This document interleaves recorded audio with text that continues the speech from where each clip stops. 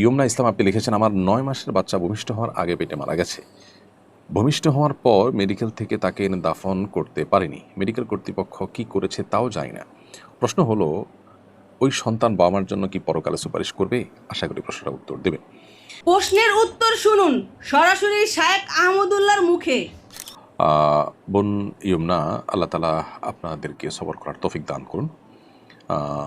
ভূমিষ্ঠ হওয়ার আগে যেহেতু পেটে সন্তান মারা গেছে এবং আপনি দাফন করার সুযোগও পাননি, এক্ষেত্রে আপনার সন্তান আপনার জন্য ইনশাআল্লাহ কিয়ামতের ময়দানে জান্নাতে যাওয়ার কারণ হতে পারে। আপনি যদি সবর করেন, ধৈর্য ধারণ করেন এবং এর বিনিময় যেটা আপনি পাবেন বলে হাদিসে সুসংবাদ দেওয়া হয়, চেষ্টার জন্য প্রত্যাশা করেন আল্লাহর কাছে, আশা করা যে আপনি সেটি পেতে পারেন।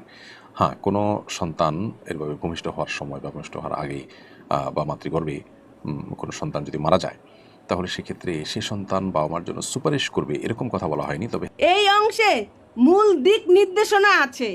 হাদিসে ভাষ্য যেটি মুসনাদে আহমদে এবং তারগিব তারহিবে বিভিন্ন জায়গাতে বর্ণিত হয়েছে, ইবনে মাজায় বর্ণিত হয়েছে, সেই হাদিসের মধ্যে নবী সাল্লাল্লাহু আলাইহি ওয়াসাল্লামের ভাষ্য হলো এরকম যে ইন্না সাকতা লা ইয়াজুরু উম্মাহু বিসুররিহি ইলাল জান্নাহ। মাতৃগর্ভে যে শিশু মারা গেছে, সেই শিশু কিয়ামতের ময়দানে তার মাকে জান্নাতে টেনে নিয়ে যাবে।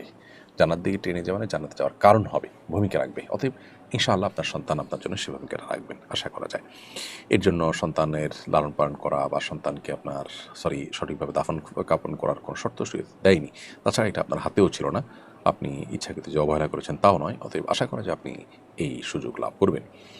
সত্য কথা ছড়িয়ে দিন, চ্যানেলটি সাবস্ক্রাইব করে পাশে থাকুন।